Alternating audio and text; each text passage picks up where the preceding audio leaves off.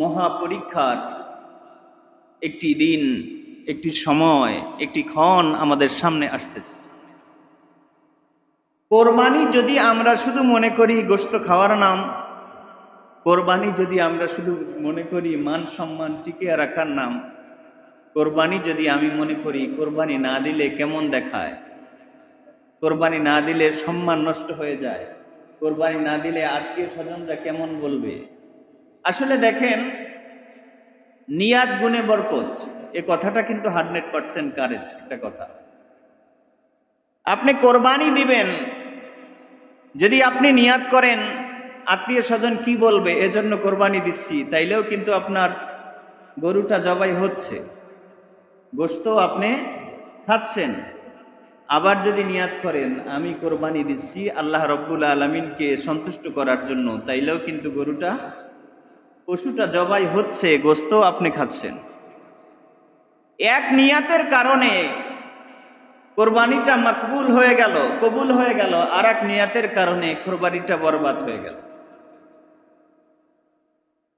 এজন্য কোরবানির নিয়াতটা হবে একমাত্র আল্লাহ রব্বুল আলামিনকে রাজি খুশি করার উদ্দেশ্যে। আল্লাহ রব্বুল আলামিন বলেন, কোরবানি তোমাদের উপরে আমি ওয়াজিব করেছি, কিন্তু সেটা আমার জন্য না, আমি গোশত খাবো এজন্য না।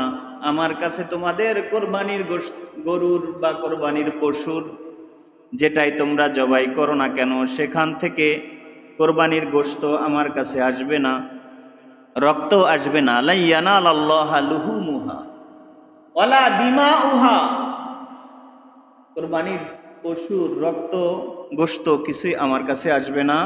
ওয়ালাকিন ইয়ানালুহুত তাকওয়া মিনকুম, তোমাদের মনের অবস্থা, তোমাদের তাকওয়া, তোমাদের খোদাভীতি, আমি আল্লাহকে কতটুকু ভয় করো, সেটা আমার কাছে আসবে। তোমাদের পছন্দের পশু তোমরা কোরবানি করবে, সাথে সাথে নিজের অহংকারকে কোরবানি করবে। আমি মানুষ, আমার মধ্যে একটা পশুত্ব ভাব আছে, সেটাও কোরবানি করবে।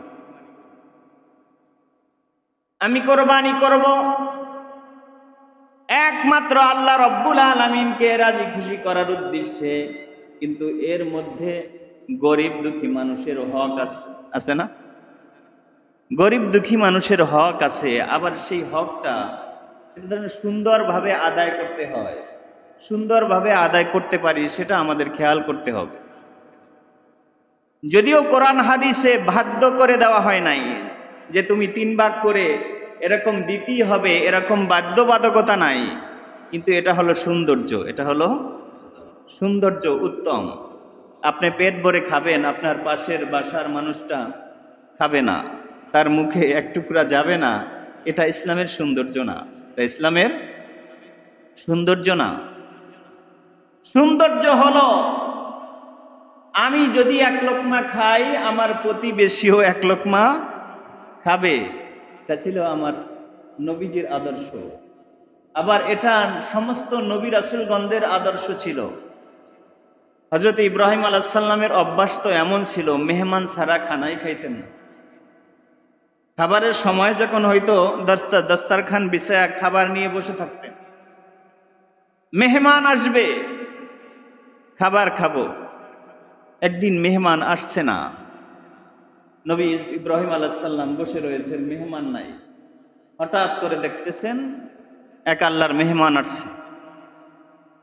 নবী ইব্রাহিম আলাইহিস সালাম দাওয়াত দিলেন, ভাই তোমার জন্যই আমি বসে রয়েছি, আমার সাথে তুমি খাবার খাবে। মেহমান এত বেশি ক্ষুধার্ত ছিল যে বসেই খাবার শুরু করে দিয়েছে। ইব্রাহিম আলাইহিস সালাম নবী মানুষ, ধমক দিলেন যে ভাই তুমি খাবারটা খাবে, খাবারটা আল্লাহর রিজিক, আল্লাহর নেয়ামত, আল্লাহর নামটা নিয়ে খাবার খাবে না।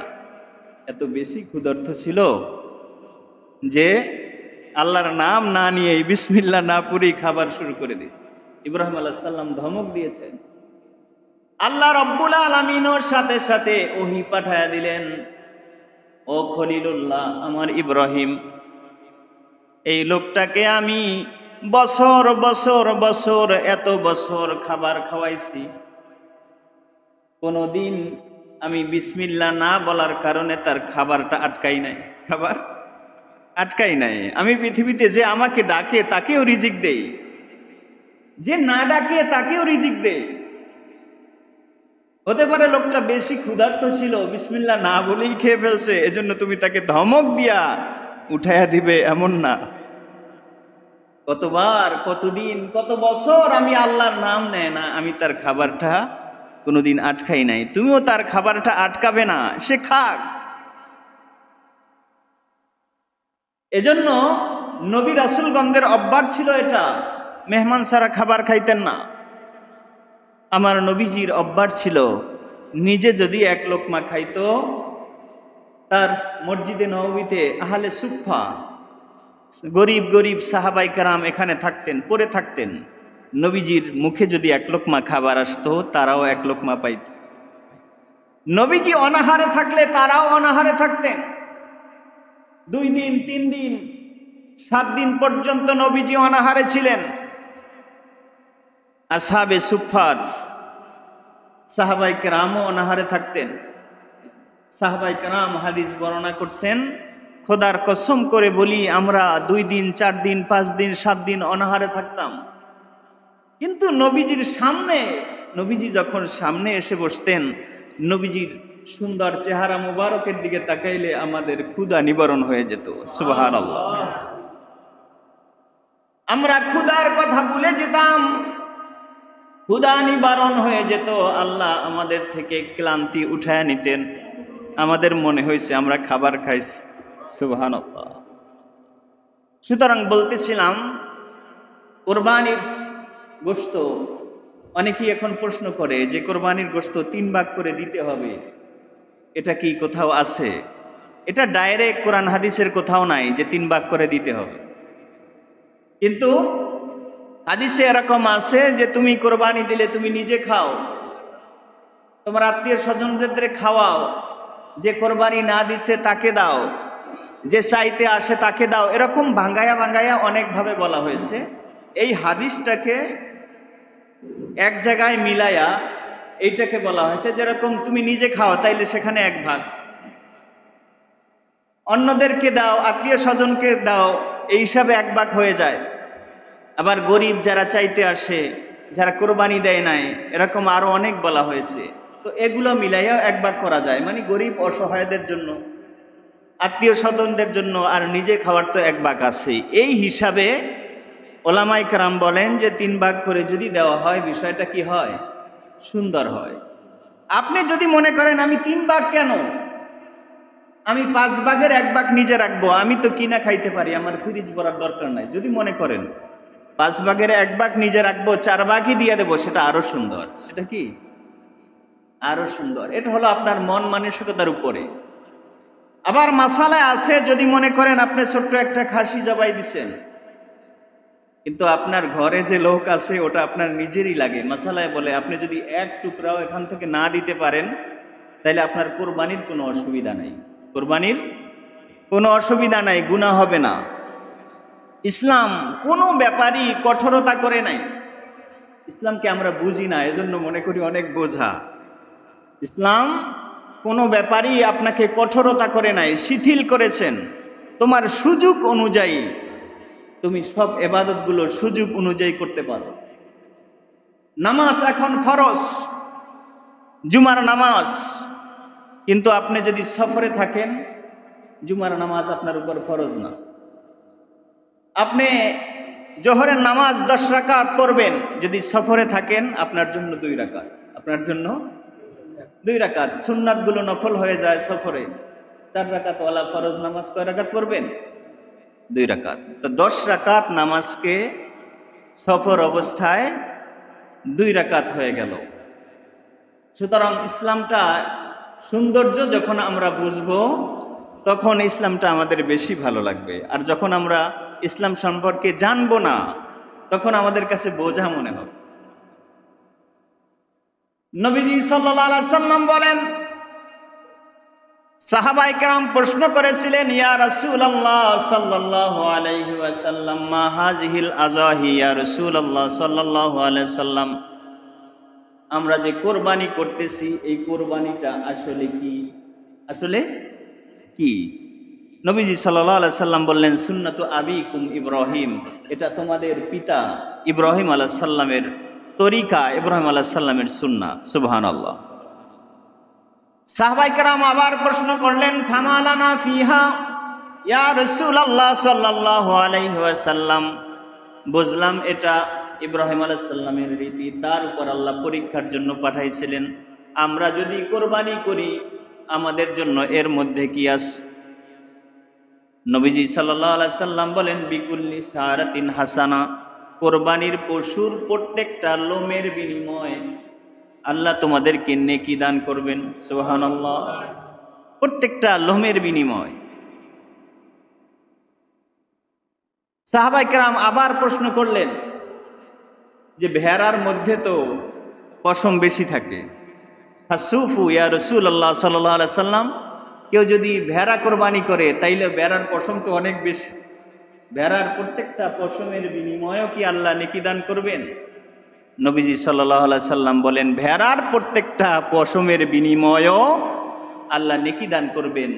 আসলে ব্যাপারটা হলো তোমাদের নিয়াত অনুযায়ী তোমরা যেভাবে নিয়াত করবে আল্লাহ তো রব্বুল আলামিন তোমাদের সেভাবেই নিয়াত কার্যক্রম করবে, সেভাবেই আল্লাহ তোমাদেরকে ফয়সালা দান করবে, তোমাদেরকে নেকি দান করবে।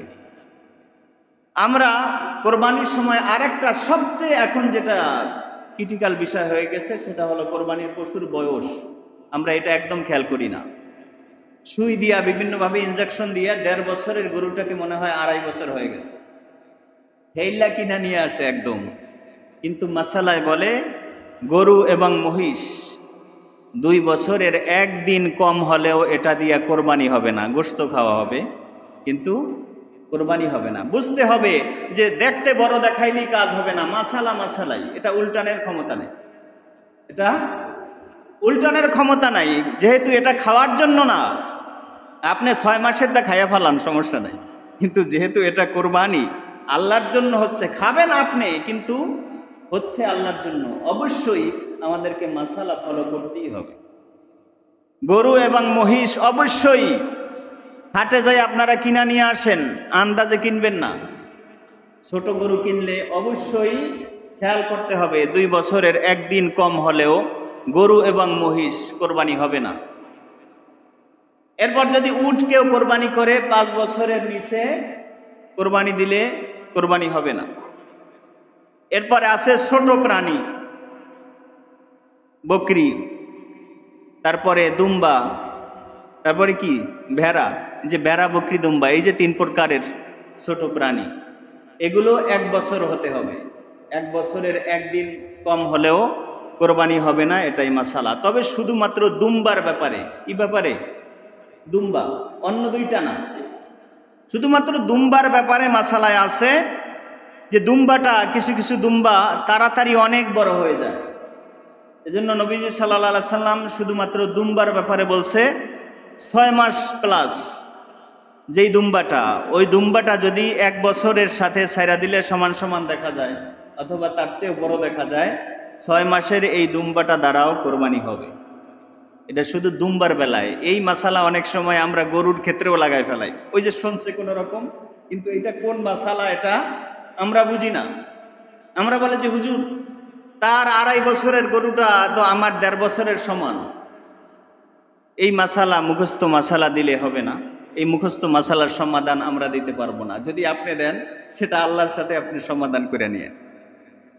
সুতরাং এই বয়সের হিসাবটা করতে হবে, এবং আমরা যে কোরবানি করব কোরবানির পয়সাগুলো অবশ্যই হালাল পয়সা হতে হবে।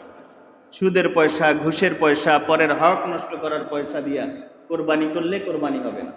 এবং যেই মানুষটার, যেই লোকটার মনে করেন হালাল রুজিও আছে হারাম রুজিও আছে, কিছু হালালও আছে কিছু হারামও আছে, মাসালায় বলে তার যদি অধিকাংশ রুজি হালাল হয়, মনে করেন বেশিরভাগ রুজি হালাল, এবং সেই হালাল পয়সা দ্বারাই সে কিনছে, তাইলে তার কোরবানি হবে। আর যদি মনে করেন বেশিরভাগ রোজগারই তার হারাম, তাইলে তার এই পয়সা দিয়ে কোরবানি করলে কোরবানি হবে না। সুতরাং আবার যদি শরীকে আপনি কোরবানি করেন, ভাগে কোরবানি করেন, সেখানেও এটা অবশ্যই খেয়াল করতে হবে।